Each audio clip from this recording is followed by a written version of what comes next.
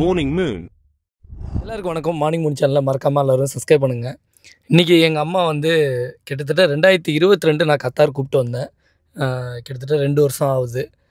இந்த 2 வருஷத்தில் அவங்களே வந்து நான் எழுவதோ விஷயங்கள் கடந்து வந்திருக்கோம். அதாவது எங்கள் அப்பா வந்து 2020 கொரோனாவில் தவறிட்டார். அப்போ வந்து நான் நினச்சேன், அவங்க ஹோம் கேரில் கொஞ்ச நாள் இருந்தாங்க. அங்கே ஒரு நல்ல சாப்பாடு கிடைக்காம ரொம்ப கஷ்டப்பட்டாங்க. அன்றைக்கி ஒரு நாள் நான் பார்க்கும்போது, ஏன்னா உங்களுக்கே தெரியும், வெளிநாட்டு கூப்பிட்டு போகிறது அவ்வளோ சாதாரண விஷயம் இல்லை. ஆனால் நான் இந்த 2 வருஷம் எவ்வளோ பெரிய போராட்டங்கள் கடந்து இன்றைக்கி கூப்பிட்டு வந்து இங்கே வச்சுருக்கேங்கிறது எல்லாருக்குமே தெரியும். ஆனால் நான் அன்றைக்கி அவங்கள பார்க்கும்போது, என்னை தயவுசெய்து அந்த ஹோம் கேர்லேருந்து கூப்பிட்டு போயிடுப்பா அப்படின்னாங்க. எனக்கு ஒரு நல்ல சாப்பாடுக்காக தான் அன்றைக்கி சொன்னாங்க. ஆனால் என்னையை பொறுத்த வரையும் பெற்றவங்களை பார்த்துக்கிறது ஒரு பையனோடையும் பொண்ணோடையும் கடமை. அந்த கடமையை நம்ம வந்து கரெக்டாக செய்கிறோமா அப்படின்னு எனக்கு ஒரு குற்ற உணர்ச்சி இருந்தது.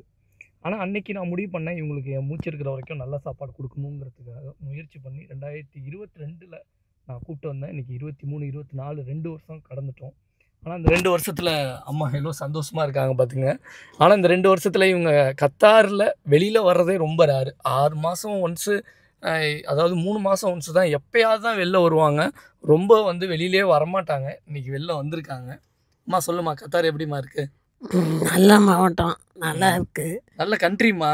நல்ல கண்ட்ரி, நல்லா என்ஜாய் பண்ண முடியுது. ஓகே. பேரம்பேத்திலாம் எப்படி இருக்காங்க? எல்லோரும் நல்லா இருக்காங்க. பொற்குடியோட சாப்பாடு எப்படி இருக்குது? நல்லா இருக்குது சமையல். ஓகே. அதாவது என்னோட மனைவி தான் வந்து அவங்க தாயை பார்த்துக்கிற மாரி நல்ல விதமாக மாத்திரையிலேருந்து எல்லாமே எடுத்து கொடுத்து நிறைய விஷயங்கள் சமைச்சு போடுறது, டேஸ்டான சாப்பாடு, ஒரு நல்ல சாப்பாடு வந்து பெற்றவங்களுக்கு நம்ம கொடுக்க வேண்டியது ஒரு மகனுக்கும் பொண்ணுக்கும் உள்ள கடமை. சொல்லுமா, வேறு என்ன பிடிச்சிருக்கு கத்தாரில்? பிடிச்சிருக்கு, ஏதோ டான்ஸ் எல்லாம் ஆடினாங்களா, அதெல்லாம் நல்லா இருந்தது. அதாவது இங்கே நடக்கிற ஷோஸ், தமிழர்கள் இங்கே வந்து நிறைய கலை நிகழ்ச்சிலாம் நடத்துகிறாங்கல்ல. இப்போ சித்தா அவார்டு மாரி நிறைய ஓடிபிலையும் நிறைய அவார்ட்ஸ் ஃபங்க்ஷன்ஸ் இந்த மாரிலாம் இருக்கும்போது அம்மாவை அப்பப்போ கூப்பிட்டு போவேன். இப்போ கொஞ்ச நாள் அவங்க வெளியிலே வர்றதில்லை. ஏமா இப்போ நிறைய வாட்டி வெளியிலே வரமாட்டுற? உடம்பு சௌரியம் இல்லை. உடம்பு சௌரியம் இல்லையா? அப்போ இப்போ நான் கொஞ்சம் நல்லா இருக்குது. ரொம்ப குளிர் ஜாஸ்தியாக இருக்கு. ஆமாம். வேற என்ன கத்தாரில் உனக்கு ரொம்ப பிடிச்ச விஷயங்கள் என்ன? ரொம்ப பிடிச்ச விஷயம் டான்ஸ் எல்லாம் பார்க்குறது ரொம்ப நல்லா இருந்தது. ஓகே. அது பிடிச்சிருந்தது. அப்புறம் அந்த முத்தமிழ் மன்றத்தில் டான்ஸ் எல்லாம் ஆடினாங்க, அதுவும் நல்லா இருந்தது. ஆக்சுவலாக முத்தமிழ் மன்றத்தில் வந்து ஒரு வாட்டி பட்டிமன்றத்துக்கு கூப்பிட்டு போனேன். அந்த பட்டிமன்றம் நல்லா இருந்தது இல்லைம்மா? நல்லா இருந்தது பட்டிமன்றம். ஓகே. பாருங்கள், இந்த ஒரு 2 வருஷத்தில் அவங்க என்னென்ன பார்த்தாங்கங்கிறதே அவங்க வந்து இன்னும் நினைவுலேயே வச்சுருக்காங்க. அதனால் இது வந்து ஒரு என்ன சொல்கிறதுன்னா, இவங்களுக்கு வந்து ஒரு நாட்டுக்கு கூப்பிட்டு வந்தோன்னே அந்த நாட்டில் இருக்கிற விஷயங்கள்லாம் அவங்க பார்க்கும்போது அந்த சந்தோஷங்கிறது அது வந்து பெரிய விஷயம். அதாவது எங்கள் அப்பா அம்மா வந்து நான் வந்து எழுவதோ விஷயங்கள் கடந்து வந்திருக்கோம் கஷ்டப்பட்டு. உங்களுக்கே தெரியும், ஸ்கூலு காலேஜ் இதெல்லாம் தவிர்த்து ஒரு ஜாப் தேடி ஒரு இடத்துல உட்கார்றது எவ்வளோ பெரிய கஷ்டம். அதுவும் நான் வந்து 11 வருஷமாக கத்தாரில் இருக்கேன்.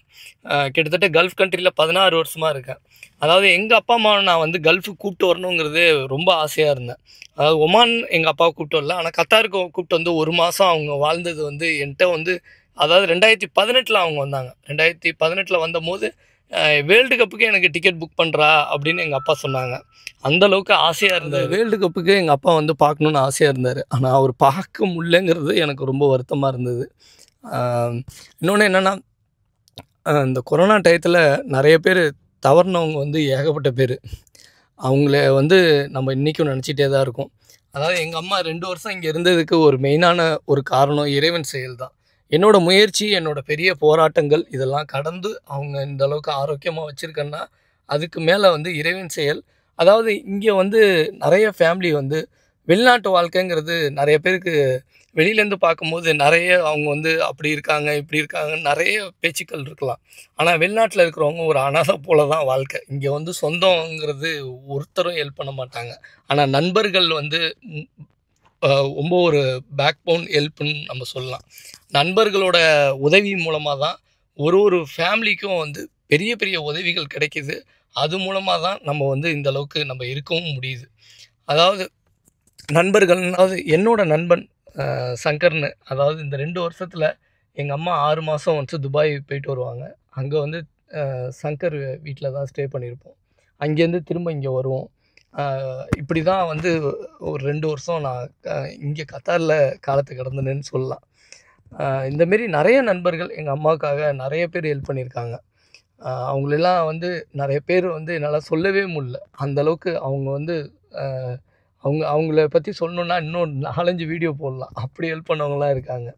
ஓகே மக்களே, இந்த வீடியோ பிடிச்சிருந்தா லைக் பண்ணுங்கள், மறக்காமல் ஷேர் பண்ணுங்கள், சப்ஸ்கிரைப் பண்ணுங்கள். சொல்லு. சப்ஸ்கிரைப் பண்ணுங்கள். ப்ளீஸ் சப்ஸ்கிரைப் சொல்லு. Please subscribe. Please subscribe to our channel. Please subscribe to our channel. எங்கள் அம்மா எது சொல்லி கொடுத்தாலும் கரெக்டாக சொல்லிவிடுவாங்க. ஓகே மக்களே, தேங்க்யூ ஃபார் வாட்சிங் அவர் வீடியோஸ். எல்லாருக்கும் நன்றி. அம்மா சொல்லுமா. இது நல்லபடியாக இருக்கேன். பிள்ளைங்கள்லாம் சௌரியமாக இருக்குது. இந்த கண்ட்ரி ரொம்ப நல்லா இருக்குது. நீ நம்ம சப்ஸ்கிரைபருக்கு என்ன சொல்ல வர? எல்லாருமே பெற்றோர்களை இங்கே பெற்றோர்களை நல்லா பார்த்துக்கணும். மருந்து மாத்திரை இது நல்ல ஃபுட்டை கொடுக்கணும். நல்லபடியாக பார்த்துக்கணும். அதுதான் எல்லாருக்கும் வேணும். ஆண்களும் சரி பெண்களும் சரி நல்லபடியாக இருக்கிற இடத்துல இருந்துட்டு நல்லபடியாக பார்த்துக்கணும். அவ்வளோதான். இப்போ நம்ம நாட்டில் தமிழ்நாட்டில் இப்போ நிறைய பேர் என்ன பண்ணுறாங்கன்னா, முதியோர் இல்லத்துக்கு அனுப்பிடுறாங்க, பெற்றோர்களை தனிமைப்படுத்திடுறாங்க. இது சொல்கிறேன். தனிமைப்படுத்துறது வேண்டாங்க. நல்லா அனுசரணையாக வச்சுங்க பெற்றோரை அப்படின்னு நான் தாழ்மையுடன் கேட்டுக்கொள்கிறேன். இப்போ நீ சொல்கிறது வந்து எல்லாருக்கும் வந்து இந்தமாரி விஷயங்களில் ஏன்னா இப்போ வந்து எல்லாருமே வந்து பெற்றவங்களையே வளர்ந்த குழந்தைகள், அதாவது பையனோ பொண்ணோ தோளுக்கு மேலே வளர்ந்துட்டாங்கன்னா பெற்றோர்களே வந்து இன்றைக்கி வந்து ஒரு எக்ஸ்ட்ரா பாரமாக பார்க்குறாங்க. அந்தமாரி பார்க்காம நீ சொல்கிறபடி எல்லாரையும் வீட்டில் வச்சு பார்த்துங்க. தனிமைங்கிறது ஒரு கொடூரமான வாழ்க்கை. அப்படிதான். தனிமைங்கிறது ஒரு கொடூரமான வாழ்க்கை தான். நல்லபடியாக பெற்றோரோட சேர்ந்து வாழ்ந்து பழகணும். அவ்வளோதாங்க. அவங்களுக்கும் ஒரு மனசு இருக்குது. அவங்களுக்கும் மனசு இருக்குது. நல்லா பேசணுங்கிற ஒரு எண்ணமும் இருக்குது. யாராவது ஒருத்தவங்க கவனிக்கணுங்கிற ஒரு ஆசைகள், கவனிக்கணும் ஆசைகள். அவ்வளோதான். தயவுசெய்து யாரையும் முதியோர் இல்லத்துக்கு சேர்க்காதீங்க. உங்கள் அப்பா அம்மாவை நீங்கள் தான் பார்த்துக்கிறது, மூச்சு இருக்கிற வரைக்கும் பார்த்துக்கிறதுக்கு கடமை இருக்குது.